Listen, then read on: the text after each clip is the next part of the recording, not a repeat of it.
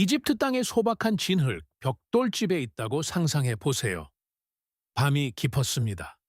바깥 공기는 부자연스러울 정도로 고요하고 거의 맛볼 수 있을 만큼 두려움으로 가득합니다. 몇 달 동안 이집트 신들의 힘을 산산조각낸 재앙들로 인해 당신의 세상은 뒤집혔습니다. 그리고 오늘 밤 최후의 가장 무서운 심판이 다가오고 있습니다. 모든 집에 찾아올 소리 없이 스며드는 죽음입니다. 그리고 당신의 맏아들과 그 죽음의 천사 사이에 서 있는 유일한 것은 피입니다. 당신의 집 문설주에 칠해진 피 말입니다. 이것은 단순한 역사가 아닙니다. 이것은 신성한 구출 작전입니다. 그리고 이것은 성경 전체에 걸쳐 울려 퍼지는 패턴으로 암호화되어 있습니다. 수천 년 전 오늘 밤만큼이나 오늘날에도 유효한 자유를 위한 청사진입니다. 왜냐하면 6월절은 단순한 역사적 사건이 아니기 때문입니다. 그것은 신성한 패턴이며 이집트의 노예 오두막에서부터 십자가를 넘어선 곳까지 울려 퍼지는 피와 떡으로 기록된 구원을 위한 청사진입니다. 6월절을 이해하려면 그 상황의 절박함을 느껴야 합니다. 400년 동안 이스라엘 자손은 이집트에 있었고 그 기간의 대부분은 노예였습니다. 출애굽기 1장은 그들의 삶이 진흙과 벽돌로 된 고된 노역과 밭에서의 온갖 일로 쓰라렸다고 말합니다. 출애굽기 1:14 그들은 하나님께 부르짖었고 하나님은 그들의 신음소리를 들으셨습니다. 하나님은 아브라함, 이삭, 야곱과의 언약을 기억하시고 구원자 모세를 세우셨습니다.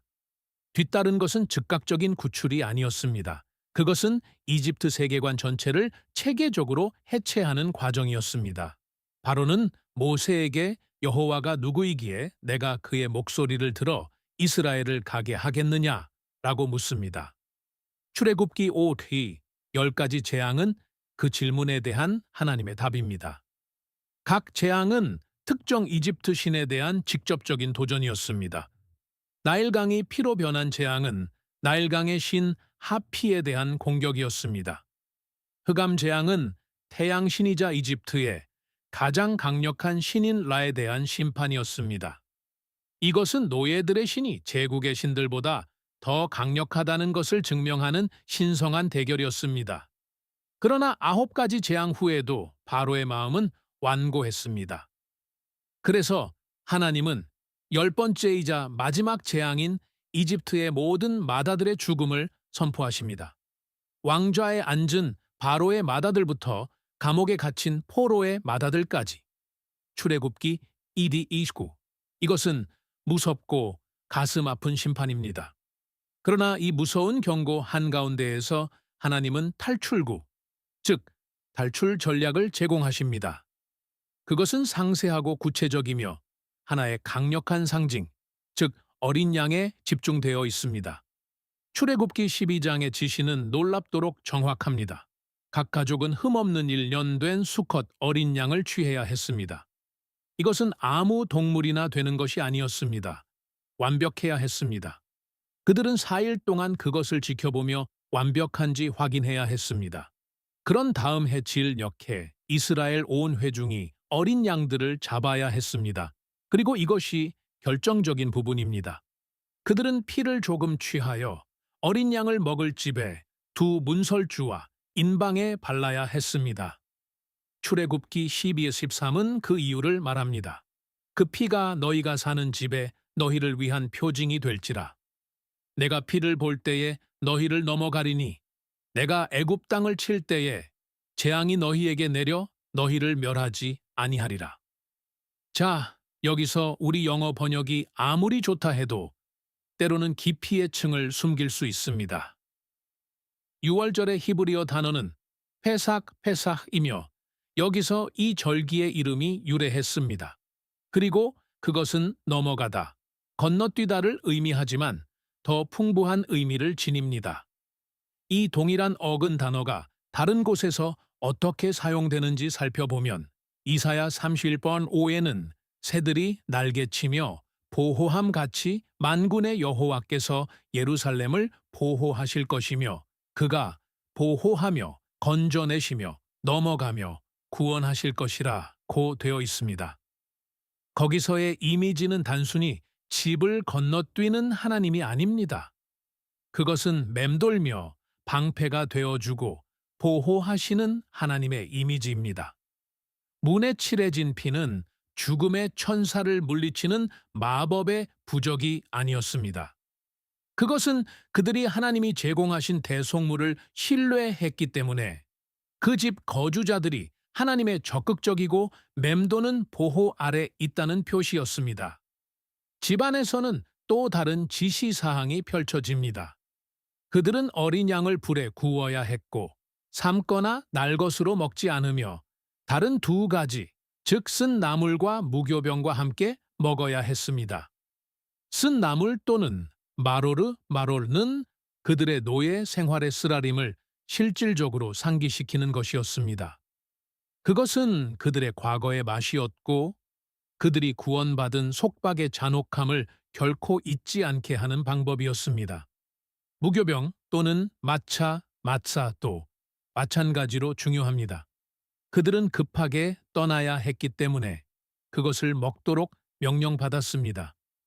반죽이 부풀어 오를 때까지 기다릴 시간이 없었습니다. 그것은 긴급함의 떡이었고 옛 삶을 영원히 뒤로하고 이동하는 사람들의 음식이었습니다.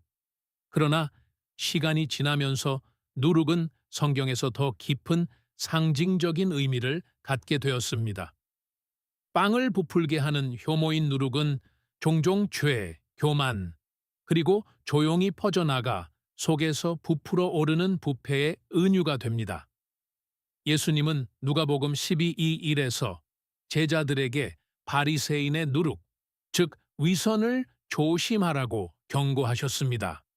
사도 바울은 몇 세기 후에 이 개념을 유월절과 직접 연결했습니다. 고린도 교인들에게 편지하면서 그는 고린도전서 5:7에서 묵은 누룩을 제거하여 너희가 누룩 없는 새 덩어리가 되게 하라. 우리의 유월절 양 곧 그리스도께서 희생되셨느니라 고 말합니다.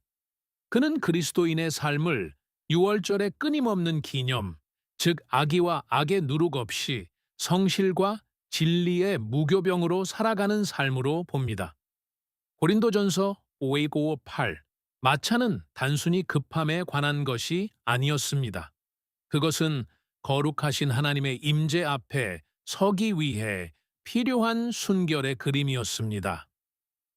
이스라엘 백성처럼 우리도 스스로 얻을 수 없는 순결이었습니다. 그것은 우리에게 주어져야만 했습니다. 그리하여 그날 밤 이집트 전역에는 깊은 침묵이 찾아듭니다. 모든 이집트 가정에서는 고통의 울부짖음이 있습니다. 그러나 피로 표징된 집들에는 안전이 있습니다. 생명이 있습니다. 구원은 이스라엘 백성이 이집트인보다 더 나은 사람들이었기 때문에 온 것이 아닙니다. 그들이 자유를 얻었기 때문에 온 것도 아닙니다. 그들이 대속물을 신뢰했기 때문에 온 것입니다. 그들은 하나님이 그들에게 요청하신 한 가지 일을 했습니다. 그들은 문에 피를 발랐습니다. 그들은 하나님의 공급 아래 피신했습니다. 한밤중에 여호와께서 이집트의 모든 마다들을 치셨고 겁에 질린 바로는 마침내 모세에게 백성을 데리고 떠나라고 말합니다. 자유가 찾아왔고 어린 양의 피로 값이 지불되었습니다. 이 단 하나의 사건은 이스라엘 민족의 결정적인 순간이 되었습니다. 그것은 그들의 원점, 그라운드 제로였습니다. 하나님은 그들에게 유월절 절기를 너희 대대로 영원한 기념으로 지키라고 명령하셨습니다. 출애굽기 2:14 그것은 그들의 구원을 매년 실질적으로 재현하는 것, 즉 그들이 구원받은 백성이라는 것을 결코 잊지 않도록 자녀들에게 들려줄 이야기였습니다. 그러나 이야기는 이집트에서 끝나지 않습니다. 흠 없고 티 없는 대속물의 피를 통해 속박에서 해방되는 그날 밤에 확립된 패턴은 성경의 나머지 부분으로 파급되기 시작합니다. 그것은 이야기의 메아리입니다. 창세기 22장에 아브라함과 이삭의 이야기를 떠올려 보세요. 아브라함은 사랑하는 아들을 희생하라는 명령을 받습니다. 바로 마지막 순간에 하나님이 개입하시고 덤불에 걸린 수향을 제공하십니다. 죄 없는 대속물이 이삭을 대신하여 죽습니다. 그것은 축소판 유월절 패턴입니다. 천년을 빨리 감아 봅시다. 이스라엘은 이제 성전과 희생 제도를 가진 나라입니다. 매일 어린 양들이 희생됩니다. 그러나 어느 특별한 날, 세례 요한이라는 사람이 그의 사촌 예수가 자기에게로 걸어오는 것을 봅니다. 그는 손가락으로 가리키며 예언적인 무게로 가득 찬 목소리로 그에 대해 지금까지 말해진 가장 진실한 것을 선포합니다. 보라, 세상 죄를 지고 가는 하나님의 어린 양이로다. 요한복음 1:29. 그의 유대인 청중에게 그 언어는 분명했습니다. 그것은 유월절 언어였습니다. 요한은 말하고 있었습니다. 여기 그가 있습니다. 모든 시스템이 가리켜왔던 그분, 궁극적이고 완벽하며 최종적인 유월절 어린 양이 여기 있습니다. 그리고 만약 당신이 구약의 모든 세부 사항이 다소 무작위적이라고 느껴왔다면 이 순간은 당신을 멈추게 할 것입니다. 성경은 단순히 이야기들의 모음이 아닙니다. 그것은 이러한 놀라운 패턴으로 엮인 통일된 이야기, 테피스트리입니다. 이러한 순간들이 성경의 놀라운 문학적, 신학적 디자인을 보여줍니다. 궁극적인 연결은 물론 예루살렘의 한 다락방에서 일어납니다. 예수님은 제자들을 모아 유월절을 기념하십니다. 그것은 이스라엘 백성이 이집트에서 먹었던 것과 같은 식사로 수세기 동안의 전통이 풍부하게 담겨 있습니다. 예수님은 무교병인 마차를 들고 그것을 떼십니다. 그러나 그 다음 그는 급진적인 일을 하십니다. 그는 이것은 너희를 위하여 주는 내 몸이니 너희는 나를 기념하여 이것을 행하라고 말씀하십니다. 누가복음 22:9. 그리고 그는 포도주 잔, 즉 세대르 식사의 구속의 잔을 들고 말씀하십니다. 이 잔은 너희를 위하여 붓는 나의 피로 세우는 새 언약이니라. 누가복음 22:12. 그는 상징들을 완전히 재구성하고 있었습니다. 그는 그들에게 이 고대의 의식, 너희가 여러 세대에 걸쳐 전해온 이 이야기는 내 관한 것이다. 떡은 나의 찢긴 몸을 가리키고 포도주는 나의 흘린 피를 가리킨다. 이집트의 노예 생활로부터의 해방은 그저 예고편일 뿐이었다. 내가 주연이다. 나는 죄와 사망이라는 궁극적인 노예 생활로부터의 진정한 해방이다. 라고 말하고 있었습니다. 몇 시간 안에 흠없는 하나님의 어린 양 예수님은 체포될 것입니다. 그는 당국, 즉 빌라도, 헤롯, 대제사장에 의해 심사받을 것이며 그에게 아무런 흠이 없다는 것이 밝혀질 것입니다. 그는 유월절 어린 양이 그래야 했던 것처럼 흠이 없었습니다. 그리고 요한복음에 따르면 그는 유월절 어린 양들이 성전에서 희생되던 바로 그 시간에 십자가에 못 박히셨습니다. 이 평행은 완벽하고 의도적입니다. 그의 죽음은 비극이 아니었습니다. 그것은 성취였습니다. 그는 문설주의 피가 처음부터 가리키던 실체였습니다. 이것이 이야기가 십자가에서 끝나지 않는 이유입니다. 유월절 어린 양의 죽음이 한 민족의 해방으로 이어진 것처럼 하나님의 어린 양의 죽음은 인류의 해방으로 이어집니다. 히브리서에 묘사된 그의 지속적인 사역은 하늘 성소에서 봉사하는 대제사장의 사역으로 그의 완벽한 희생의 혜택을 그의 보호 아래 피신하는 모든 이에게 적용하는 것입니다. 히브리서 9:1 알다리아시 포코티보이.